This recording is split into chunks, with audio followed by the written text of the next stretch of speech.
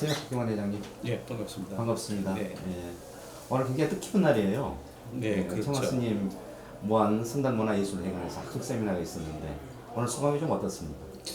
그 오랜만에 청원 스님 뵈니까 실제 뵈는 것 같아가지고 상당히 좋았고요. 학술 세미나가 굉장히 뜻깊었습니다. 네.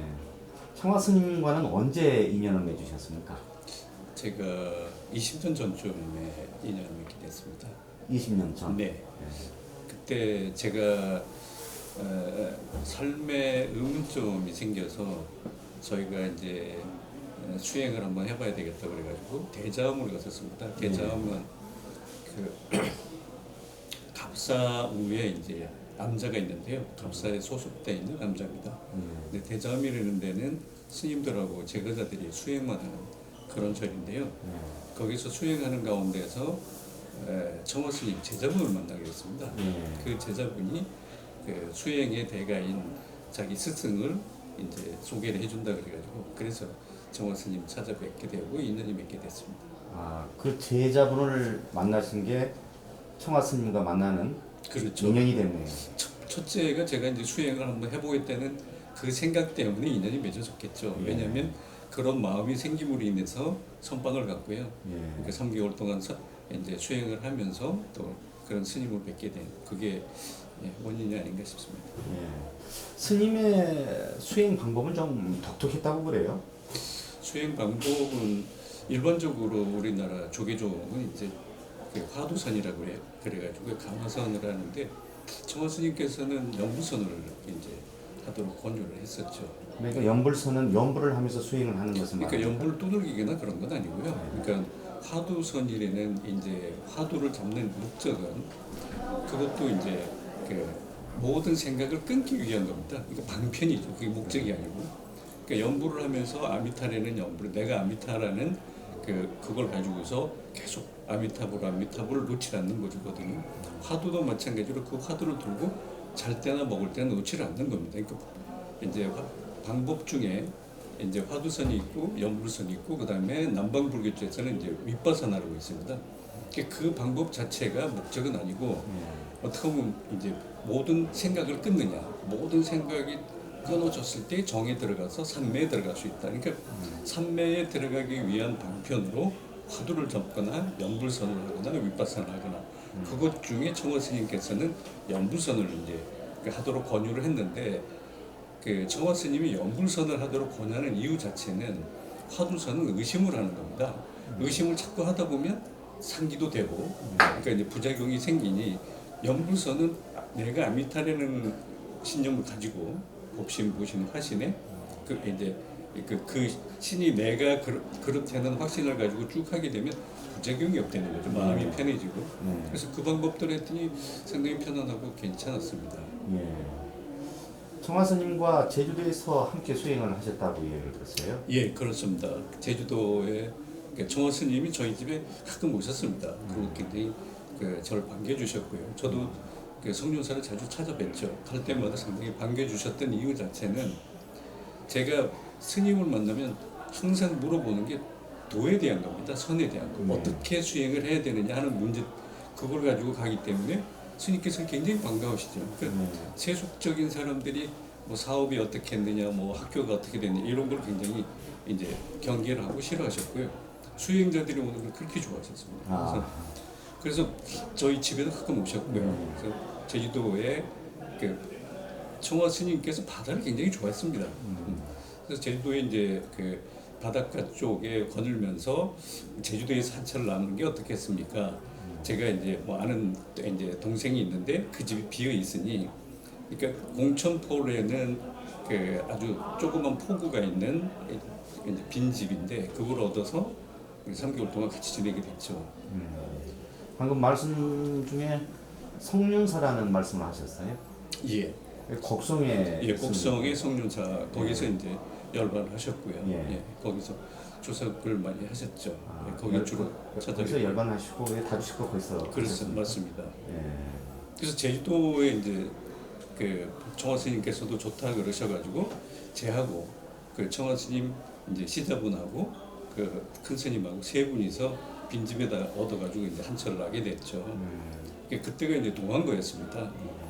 근데 그 동안거 시작할 때를 입제라 그러고 동안거 3개월이 마친 데는 이제 해제라 그러는데 입제할 때마다 법문이 있습니다. 간단하게.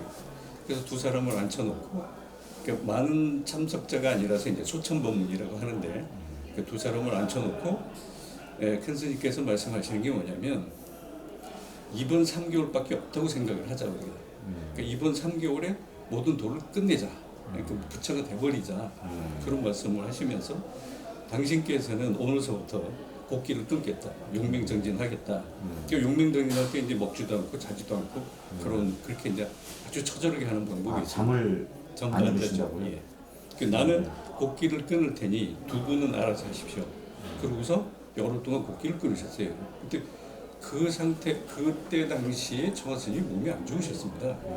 그 2년 전에 그 열반이 드신다 그래가지고 이쪽 무안의 해운사에서 곡기 끊고 이제 임종이 들어가신다고 했는데 계속 이제 굶고 그러니까 임종이 들어간다고 생각을 하고 정진을 하는데 계속 기운이 나더라는 거예요.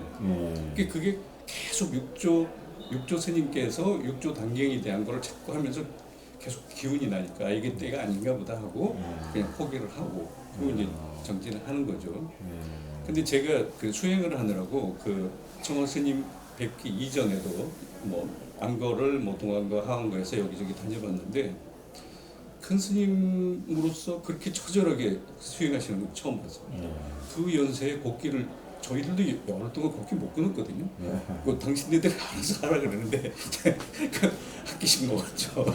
그뭐 그래서 도저히 따라갈 수가 없더라고요. 근데 3개월 동안 같이 이제 같은 좁은 공간에서 방이 2개고 하나는 큰 스님께서 쓰셨고 하나는 저하고 이제 시자 스님이 쓰는데 저쪽 방이 불이 꺼지는 걸 못 봐요. 그러니까 제가 2시든 3시든 일어나 보면 항상 거기서 무슨 부시럭 소리가 들리고 불 꺼지는 걸 못 봤어요. 3개월 동안.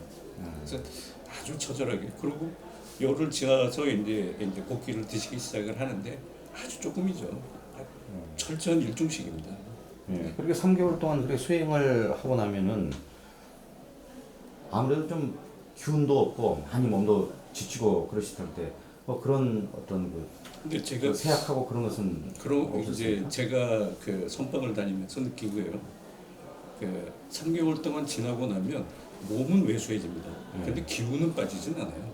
근데 그게 원인이 뭔가를 생각을 했더니 우주의 기운을 받는 것 같은 느낌이고요. 그리고 이렇게 스트레스를 안 받지 않습니까? 오로지 모든 생각을 끊기 위해서 연불선을 하든 화두를 하든 그 모든 생각을 끊기 위해서 앉아 있기 때문에 스트레스를 안 받는 것 같아요. 이 세속하고는 완전히 떨어져요. 핸드폰도 없고 전화도 이제 뭐 핸드폰이라든지 뭐 라디오라든지 텔레비전 이게 일체 끊겨지는 거거든요. 그러다 보니까 완전히 내 그 본인 자신의 내면으로만 계속 들어가니까 이제 그 스트레스 받는 게 없고 스트레스 받지 않으니까 우주 기운을 받는다고 보죠. 그래서 그 수행자들이 수행을 열심히 하면 백회가 열린다고 합니다. 그러니까 여기 이제 백회가 열리죠. 그러니까 애들이 그 이 백회에서 호흡을 하지 않습니까? 근데 그것처럼 수행을 열심히 한 사람들은 여기가 홀로 튀어나와 있습니다. 스님들 잘 관찰해 보십시오. 거기도 백회가 좀 튀어나온 사람들은 그래도 수행기는 했었다 보시면 될 것 같습니다. 정말 좋은 뭐 기운이 없거나 그렇진 않고요. 뭐 제가 볼 때는 제가자 입장에서 수행하는 사람들이 별로 없는데 저는 꼭 수행을 했으면 좋겠다는 이제 권하고 싶어요. 우리가 삶의 목적이 행복 추구거든요. 그러니까 돈을 버는 목적도 행복하기 위한 거고 공부를 하는 목적도 행복한 거고 우리가 운동하고 체력을 단련하는 것도 아프지 않기 위해서 행복하기 위한 목적인데 뭐 돈을 많이 벌었다고 해서 재벌들 보면 행복하지 않잖아요. 근데 수행을 하면 행복해집니다. 그러니까 제가 솔직히 느꼈죠. 저도 뭐 사업을 했고 제조업을 하고 또 뭐 그러니까 제조업하고 사업하면서도 성공한 사람 중에 하나입니다. 제 자신도 뭐 성공했다고 자부를 하는데 제 그 성공보다는 훨씬 이제 그 큰 행복이 온다. 명상을 해서 수행을 해서 이렇게 행복감을 얻는 거는 굉장히 오래 갑니다. 그러니까 그러면서 뭐냐면 마음이 편안해지니까 그 행복이라는 게 뭐냐면 불행한 게 미래에 대한 불확실 네. 내일 어떨까 하는 거, 죽음은 어떨까 하는 이런 불확실 때문에 굉장히 공포스럽고 이제 행복하지 못하는데 명상을 통하고 수행을 통하면 그런 게 사라진다는 거죠. 그 받아들이는 능력이 생기고 그 다음에 자비심이 생깁니다. 자연이 뭐 사랑해라, 연민해라, 뭐 보시해 이거 얘기할 필요 없어요. 자연이 눈물도 많아지고 이제 그 자비심이 생기죠. 그러면서 행복감이 드는 거예요. 그 심지어는 선방에서 이제 여름철에 하한 거에 덥지 않습니까? 그러면 이제 그 선방에서 앉아가지고 하다 보면 굉장히 덥죠. 그 더운데 솔바람이 싹 들어오잖아요. 그럼 그 바람 스치는 그거에 눈물이 막 쏟아집니다. 너무 이뻐서. 그 수행을 하면서 마음이 많이 변합니다. 변하는 게 뭐냐면 부처님 말씀이 일종씩 하라 그랬거든요. 그래서 왜 한 끼만 먹나? 그래서 절에 들어가서 한 일주일 있다 보면 듣기도 싫어요. 귀찮아요. 왜냐면 명상을 해야 되고 명상을 하는데 배가 부르면 굉장히 방해가 됩니다. 호흡이 잘 안 되니까. 앉아서 계속 호흡만 하는 거니까 한 생각만 가지고. 그래서 자연히 한 일주일 지나면 일종씩 하게 돼요. 그 일종씩을 하고 3개월 쭉 지나게 되면 부처님이 왜 한 끼를 먹게 했구나 하는 게 생각이 들어요. 어떻게 생각이 되냐면 야 이거 한 끼 먹고 사는 세상인데 뭐 이렇게 하웅바둥하고 뭐 저걸 필요가 뭐 있느냐 이런 생각이 드는. 그러면서 기뻐지는 거예요. 이거 한 끼 먹는 거 거기다 채식만 하잖아요. 요만큼 먹어요. 근데 그런 면에서 부처님께서는 왜 일종식을 주장을 했는지 그런 것도 알게 되고요. 그걸 깨달게 된다 이 말. 그래서 경전에 나온 거를 우리가 수행하기 전에 경전 보는 거하고 이제 수행한 다음에 경전 보는 거하고 우리가 해석이 달라집니다. 받아들이는 게. 예를 들어서 뭐 시한 구조를 이제 읽더라도 각자 받아들이는 사람들의 입장이 다 다른데, 그러니까 수행을 한 다음에 경전을 보면 그게 그 뜻이구나. 근데 수행하기 전에 보면 신비로운 것처럼 들리죠. 그냥 뭐 신비롭게 그렇게 의상화하기 위해서 그렇게 만든 거라고 생각을 하는데 수행을 한 다음에 경전을 보면 그렇지는 않습니다. 우리가 청아 스님에 대해서 새로운 것을 지금 알고 있는데요. 평소 스님의 성품은 어땠습니까? 굉장히 겸손합니다. 근데 제가 큰 스님하고 이제 동안거 하한거 두 철을 지내고 그럼 두 철이면 6개월이거든요. 6개월에 같은 공간에서 같은 밥솥에서 밥을 먹고 같은 밥상에서 밥을 먹었거든요. 그러고 저희 집에도 자주 가끔 오시고 저도 이제 그 절에 자주 찾아뵀는데 아직까지 열반하실 때까지 3배를 못 해봤습니다. 1배 할 때에 스님 보면 보통 이제 절을 하지 않습니까? 절을 하게 되면 꼭 스님께서 맞절을 합니다. 그러고서 이제 두 번째 절을 하면 화덕 일어나서 저를 이렇게 겨드랑이에 올려가지고 못했어요. 왜 그러셨을까요? 겸손이죠. 그러니까 그 자기가 뭐 선배 받을 이제 뭐 자격이 있냐, 당신이나 나나 다 수행자인데 뭐 이런 겸손이죠. 굉장히 겸손하십니다. 그 정도였습니까? 또 스님께서는 교육자셨죠? 교육자셨죠. 그 망운중학교, 지금 망운중학교가 지금 있습니다. 망운중학교도 설립하셨다고 알고 있습니다. 그렇다고 들었습니다. 그 주지 스님으로 계실 때는 어느 사찰에 계셨습니까? 곡성 태안사의 주지로 있었죠. 곡성에 있는 태안사. 아까 말씀하신 송륜사도 곡성에 있습니다. 그렇죠. 그러니까 그 후에 이제 태안사에 계시다가 송륜사에는 이제 기독교인이 그 땅을 기부를 하시면서 불사가 이루어지기 시작을 해서 송륜사에는 저희 다시 한번 탄생을 한 거죠. 스님이 계실 때 전국의 신도들이 그렇게 많이 몰려왔다고 그래요? 굉장히 했었죠. 그리고 그러니까 큰 스님이 여기저기 이제 법회 초청을 받아가지고 이제 법회 초청을 가게 되면 사람들이 뭐 구름대처럼 몰려다녔죠. 그 이유가 뭘까요?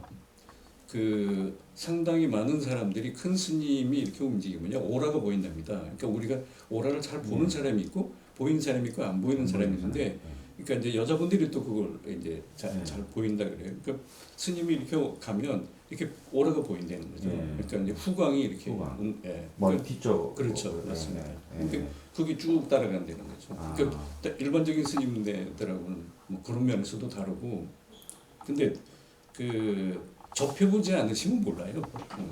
그러니까 그 우리 불교계에 큰 업적도 남기셨고 그랬는데 청원 스님은 학술적으로 많은 관심을 가지고 계시던 것 같아요. 여러 가지로 뭐그 처하셨죠. 학문적으로나 수행으로서나 아주 뭐 빠질 데가 없었죠. 어떨 때는 이제 스님하고 이제 뭐 스님 보고도 뭐라고 한 적이 있는데 그 좀 옆에 있는 경우가 되게 많았는데 해제 때는 이제 뭐 자유롭게 다니죠. 그러니까 어떤 분이 이제 매번 부탁을 하면서 스님을 찾아뵙고 뭘 얘기를 하냐면 이름을 좀 바꿔달라는 거예요. 그러니까 이름이 안 좋아서 누가 얘기가 이름이 안 좋아서 머리가 아프다 그런다. 그때 큰 스님이 계속 이제 거절을 하시더라고요. 그 이름 짓는 것도 누군가가 엄청 힘을 쓰셔서 했는데 그걸 왜 바꾸려 그러느냐. 그래서 여러 번 계속 찾아오니까 제가 있는데 한 5차례 정도 찾아온 것 같아요. 그랬더니 알았다고 이제 해주시긴다는 허락을 하신 거예요. 그 자리에서 제가 바로 뭐라 그랬죠. 스님 왜 이름 바꿔줍니까? 그러니까 방편을 썼다고 넘어가는 겁니까? 그랬더니 방편을 썼다고 넘어가진 않는다는 거예요. 왜 바꿔주십니까? 그랬더니 중생이 한두 번도 아니고 여러 차례 와서 매를 늦게 맞고자 하니 어떡하겠는가? 늦게 매를 맞고 싶어 하니까 조금 요걸 방편을 써가지고 조금 미루어 달라. 그러니까 그게 무슨 그럼 나중엔 더 매가 클 텐데요. 그랬더니 당신은 수행자니까 받아들일 그 자세가 돼 있기 때문에 얼마든지 받을 수 있지만 이 중생은 지금 받을 자세가 안 돼 있고 너무 괴롭다고 하니 그러면 나중에 매 맞으라고 이제 방편을 써준 거다. 그러니까 그런 문제에서부터 바로바로 어떤 의문점이 일어나는 걸 바로 물어볼 수 있어. 그러면서 저는 굉장히 해답을 많이 찾았죠. 회장님도 법명을 받으셨다면서요? 예, 제가 이제 안정일에는 법명을 받았고요. 예. 뜻은 어떻게 됩니까? 편안한, 한자로는 편안할 안 정신정자. 예, 편안한 정신으로 이제 수행을 열심히 하라고 그랬는데 요즘 수행 안 해서 큰일 났습니다. 그러고서 이제 하은거가 끝나고 이제 그 절을 이제 짓고 이제 하은거가 끝났을 때 이제 큰 스님이 저를 불러셔가지고 이제 이번 철이 끝났으니 어떻게 할 거냐고 물어보시더라고요. 그래서 제가 이제 그 동안과 하은거 여러 차례를 그래도 다녔으니까 지금은 대중선방이 아니고 혼자 한번 토굴 생활을 한번 해보랍니다. 어떻겠습니까? 그랬더니 때가 된 것 같다. 그러니 토굴은 내만큼 우리 대한민국에서 내만큼 토굴 생활을 많이 한 사람이 없으니 30년을 토굴 생활을 했는데 그럼 내가 토굴을 한번 찾아봐 줄게 이러셨어요. 아, 청원 스님께서 예. 30년 동안 그 산에 토굴, 있었죠. 토굴 생활을 하셨습니까? 그러셨습니다. 저한테 그렇게 말씀을 하셨고요. 그래서 이제 그러시네요. 그 상자분들한테 쭉 연락을 해서 어떻게 적당한 토굴 자리 좀 찾아봐라 그래갖고 여러 군데 다가 결국은 지리산 자락의 하동에 이제 조그만 이제 집 하나 이제 빌려가지고 거기서 이제 1년 동안 이제 묵은 정진 한번 해보랍니다. 그래서 1년 동안 거기서 수행을 하는데 큰 스님께서 한 달에 한 번씩 음식을 보내줬습니다. 시자 스님을 통해서 절에서 이제 뭐 쌀이랑 뭐 이렇게 부식거리를 갖다 줘서 김치랑 그래가지고 이제 한 1년 지내고 나서 이제 또 그동안에 1년 동안 잘 돌봐줘서 너무 감사합니다. 이렇게 잘 지내고 잘 마쳤습니다. 그랬더니 큰 스님께 또 물어보시는 거예요. 그럼 이제 또 어떻게 할 거냐.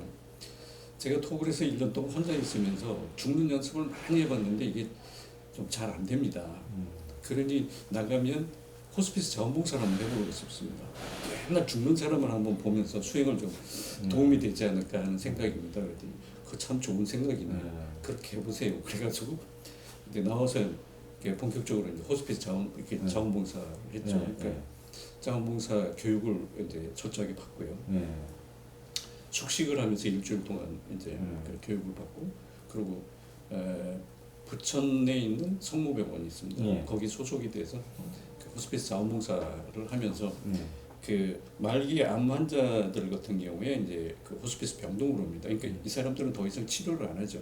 그러니까 그런 분들을 위해서 이제 이렇게 봉사를 하는데 봉사가 아니라 전 수행이죠. 그걸로 인해 가지고 뭐 임종을 쭉 지켜보기도 하고 입관도 해주고 뭐 장례도 좀 치러주고 그 상대방 사정에 따라서는 우리가 뭐 그 입관까지도 다 해드렸고요.